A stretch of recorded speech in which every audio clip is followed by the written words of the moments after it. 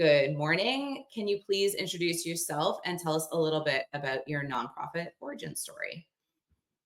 Sure. Hey, Tasha. Seth Giammanco from Minds on Design Lab. We're a design studio with digital expertise that works with small and mighty teams in the social sector.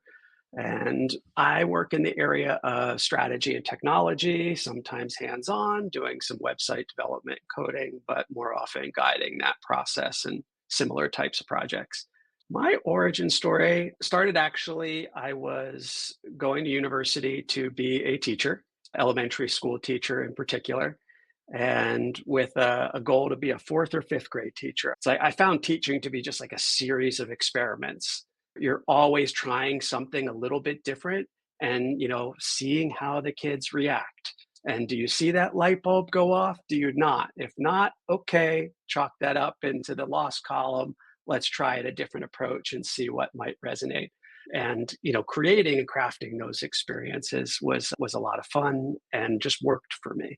Moved from just outside Boston to New York City in Brooklyn, and got connected with an educational technology company that had a focus on working with helping teachers to learn how to integrate technology in the classroom. The passion of the teaching and learning, really get into that tech, and was there for about 7 years, little shy of that.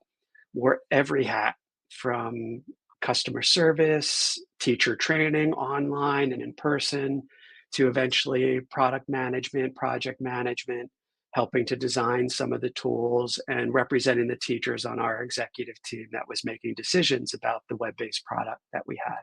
So a startup, creating technology online, but also working with teachers directly, and was awesome. Burnt out at the end of it, in particular because the organization went towards the direction of working with higher ed as opposed to K-12.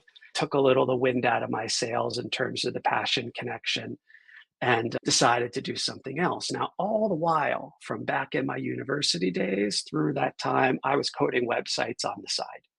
So my first website, my first coding experience was in 96.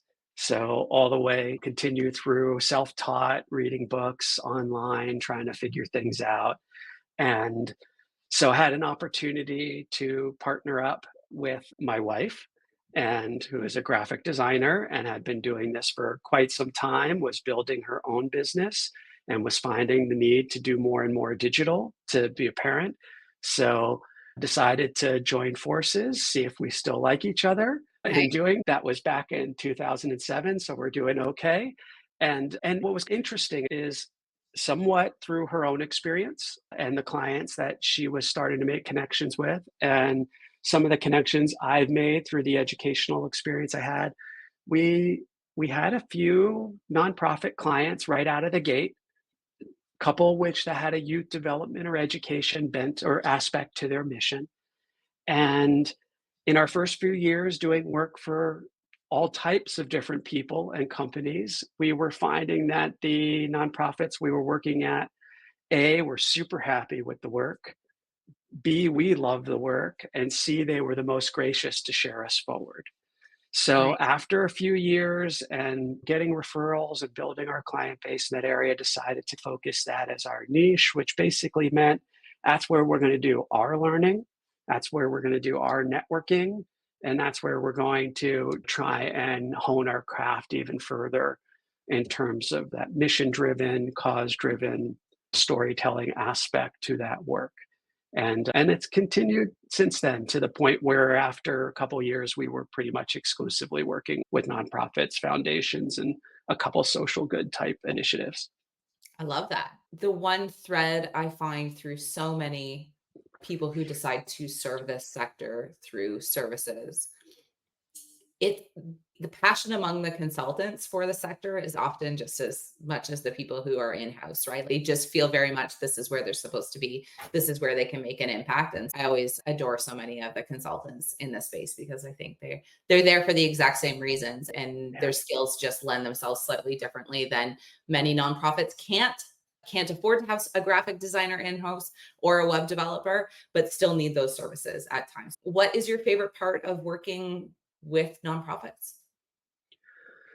I'm gonna work backwards. My favorite part is the emotion that comes out of the finished work. I love seeing, feeling, hearing that boost of confidence that an organization feels when something new and beautiful and polished represents their good work.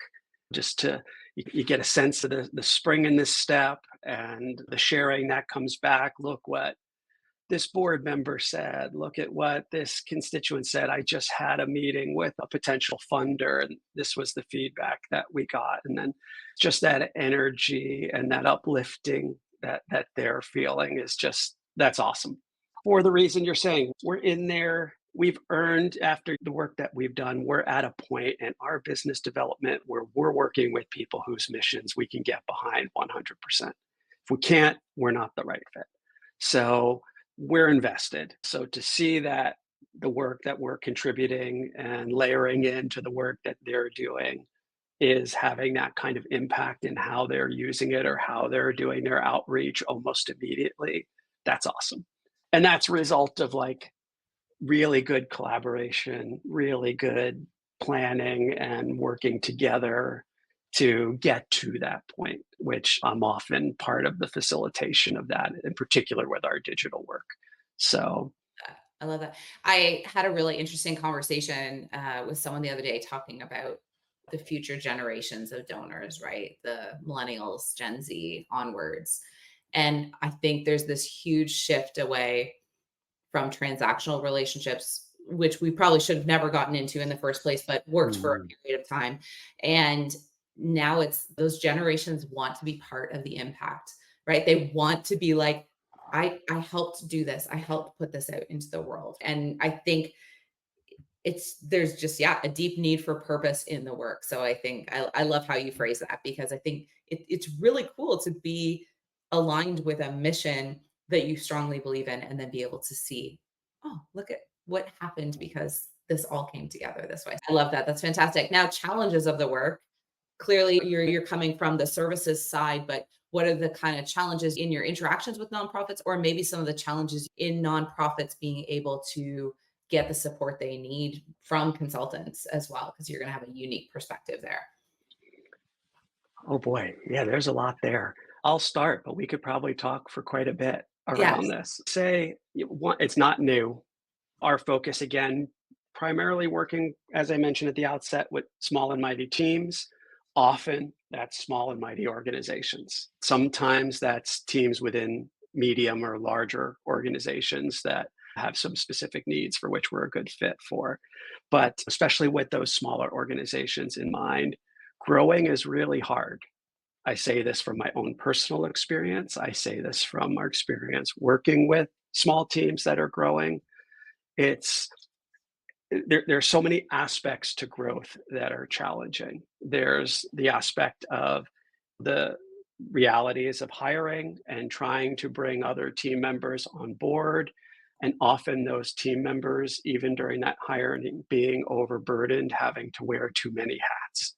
You hire your first communications person, you hire your first development fundraising lead, and but they don't yet have a team to help them execute or ideate or work through things. They're a team of one, and they need to not only do the strategic work that is primary, but then they need to be a copywriter, then they need to be a designer. Sometimes they need to be a web specialist, getting into their CMS or working with other tools, and they need to be an email marketer. And you're just layering on all these responsibilities, which is really tough. Um, Combine that with growing as leaders. Part of growing is to grow in a way where you can delegate and you could, over time, lessen that burden both for yourself as a leader in the ED and other type roles, as well as for those hires that you're bringing on to grow your team. And it's hard to let go. And those combinations are things that we're seeing all the time. And I think that there's wonderful opportunities and ways to mitigate some of that. That again, even just from how we have run as a small studio, that we have learned. We have you and I have talked, I know, Yeah. outside this, but you and I have talked about fractional hiring. That's a big part of what we try to offer in terms of having a fractional design team and bring that on. But it's interesting, recently, one of our team members just popped up on LinkedIn, and he's one of our web developers, worked with us for now over 9 years and part time, which is what he's always wanted because he enjoyed having some flexibility to have his own clients. And he works with another agency that we actually happen to be friendly with, that he does part time work with as well. And realize like he and another team member, and in our past, we've been hiring fractionally since our start. Yeah. We have hired full time also, but we always look for contract resources, but that really wanted to be part of a steady team. They enjoyed that connection, enjoyed the work that we were doing, wanted to be a part of it. And we've been able to grow and sustain challenges along the way because of that team structure. And I feel like that's an opportunity for organizations as well, that, the cost to find a good partner to be is very different than part-time than hiring someone full-time. Yeah. So, I'm curious to see how that may evolve over time. And certainly we're trying to be a resource for that. But the reality is we're not going to be the design team for every organization out there because that's not in our growth plan to serve 100 organizations. We're going to be good with a dozen or so. Yeah. So, but, the idea that maybe you can, when you make that communications hire or that development hire, pair them with another resource, another small team, that is there as a steady resource that could be extended staff in a way to help support that type of growth. But again, back to the question of the challenges, those are what we're seeing in one form or another pretty consistently. I think it's really the rise of the idea of fractional, I find fascinating just because when I started working in this sector, it was not a term. I had never seen it Yeah. anywhere. And it's becoming more common. And I think for good reason, because like you noted, for so many teams, they're looking, especially in nonprofit, the budget for what they can spend on someone and what they're asking that person to be able to do is completely bananas. It's Mhm. unrealistic and unreasonable, especially if you're like, as a marketer, big feels for all those people in marketing because that's an insanely large role often at a Yeah. nonprofit that Yeah. covers everything from social media to communications. And those Yeah. are two very different pieces of work. Mhm. And it can be very lonely, right? It can be very lonely doing that work entirely by yourself. Like you noted, having an expert that's also in the background, even sometimes just to have like bounce ideas and strategy off of, is of such value. So I actually really like the fractional movement. I know there's all these concerns about it taking in-person jobs, and I don't believe it is because Yeah. I think those roles often either sit empty or Right. the turnover is so high that I worry that there's not actually much impact being made in some of those Yeah. roles in the first place because of turnover. Yeah. Okay, I love this. Now, next question kind of moves into the idea of peer support. And I just looked, you have done, this will be week 37 of chats. This is your 37th chat. Wow. You have been around almost, I think if you weren't on the first week, you were pretty darn close, my friend, because Mhm. you've been around for a long time. Love that you just jumped right in on this wild idea and we're like, this is cool. And I like from the bottom of my heart appreciate it. I guess just quickly gonna switch up my question order because normally I go, what about peer support? But I guess maybe I'm gonna start with what have you gotten out of your time with the Hive? What have you seen being someone from the beginning into where it is now? And yeah, just thoughts on my crazy little social experiment here. So huge fan and so appreciative of all the effort that you and others, as well as the community, are putting in to grow this thing. There's something, it hit me at a perfect time for in the sense of life coming out of pandemic, getting settled in a new place, has moved outside of New York, getting refocused, rethinking about our business, and really missing connecting with other nonprofiteers of all types to get a pulse of what's going on out there, as well as to have the opportunity to share and have conversation. And as much as I appreciate and don't see it as a replacement for in person, again, for me personally, Yeah. um, I am a terrible small talker. I don't like it, never really have. And I've learned to try and open a door to start a conversation. But if I could walk through a door into a conversation and like kind of dive in, I'm all good. And I love that. So I feel like the Hive chats just force that. They just like, okay, here you are, one on one with this person, go. And I Yeah. could appreciate that may be intimidating or challenging for some, but I found them to be warm, easy. Haven't not had a conversation that went somewhere yet, and a lot of the people I've spoken with, I've followed up with or have followed up with me, and there seems to be an energy and a desire to keep connecting and be supportive of each other, even if it's as simple as being supportive on LinkedIn and giving each other some likes or some celebrations or checking in and so forth. And again, the breadth of folks that I've been able to talk to, from one person running a whole nonprofit on their own, doing amazing things, to other consultants that might be collaborative or peers to share tactics and stories and what they're about and generate some business friends that way. It's been super impactful. Happy about it. Happy it's here, and it's meant a lot. And Oh, I guess one specific thing I'd share, you mentioned about being lonely. I get a feeling that a lot of people that are in the community have that feeling, either directly expressing it, or you just get that sense that, again, they're looking to have that break and that connection with someone else, whether, it's to ask a question or vent about something or what have you. And that means an awful lot. And actually, in the process of exploring maybe starting a regular mastermind group with some people I've met through the Hive chat. nice. I love that. So we'll see how that goes. We're having a little coffee chat on Friday to see if we have the right group, and we'll go from there. But for Well, that reason, it's running a small business is lonely. And even though I have a partner, their plate is full. And so I'm very much on the business dev and the outreach and the networking side of things primarily. So to have other folks to talk about that and bounce ideas off of and get challenging questions from is huge.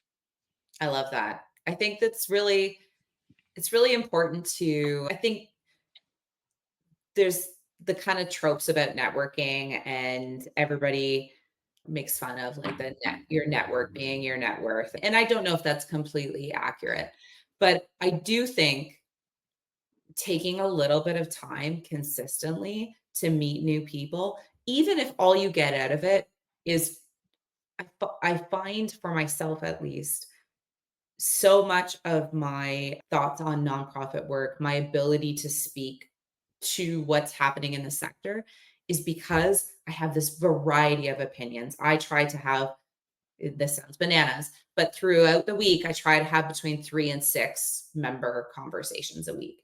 And Mhm. sometimes that's on Hive Chat Day. I usually try to take 2 or 3 on that day, but I also just spread it out during the week because everyone brings something very different to this sector. Their lived experience is very different, but bringing all of those stories together, those inputs is really helping me go, yeah, there's absolutely a general trend. And I think many of us can see what general trends are happening within the sector. But those outlier conversations are also just so insightful.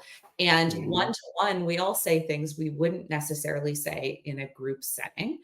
Yeah. And so sometimes people are just more honest and open. And unlike yourself, I love making small talk with anyone about anything. This is in so many ways, my husband Yeah. teases me where he's like, you basically just made something for yourself that you could talk to people. And I'm, Mhm.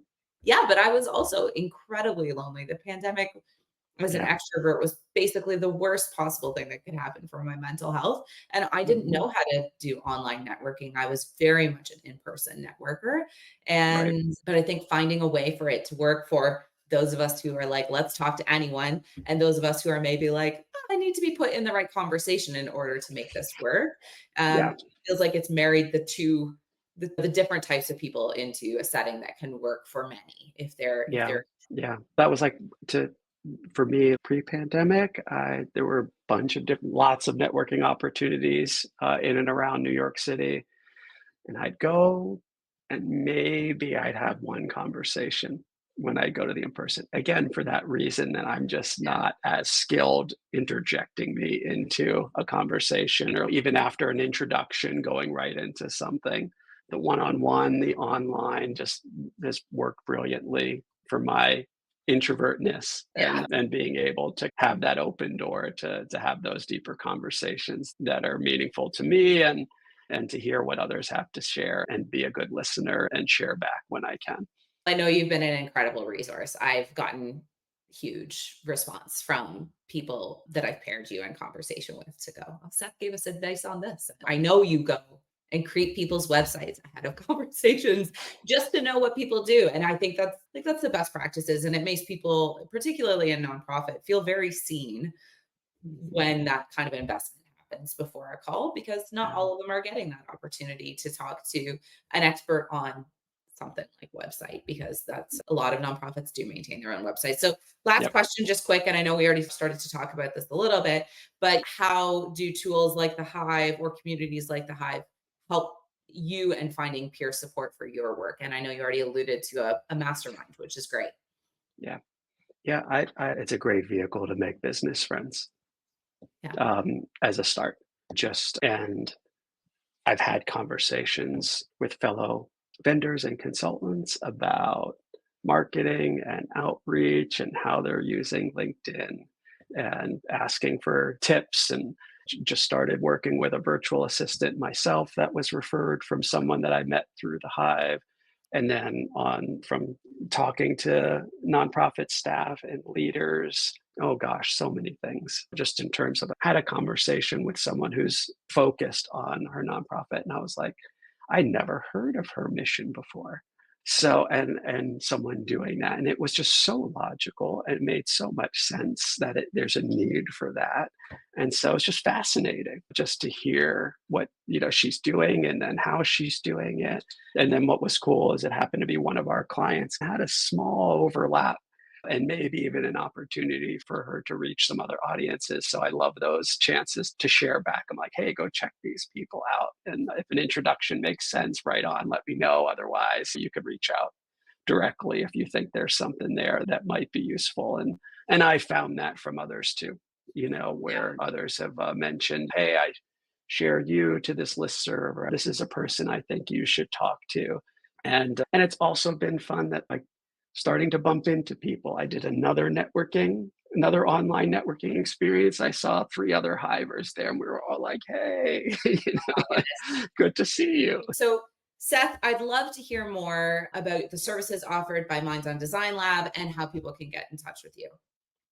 Sure. So our design skills are varied, everything from visual branding to organizational, collateral, print and digital, to event branding and event collateral, print and digital, annual reports, impact reports, content managed websites, and light membership websites before they err on the side of becoming a web application in and of themselves. You can find us at https mod-lab.com.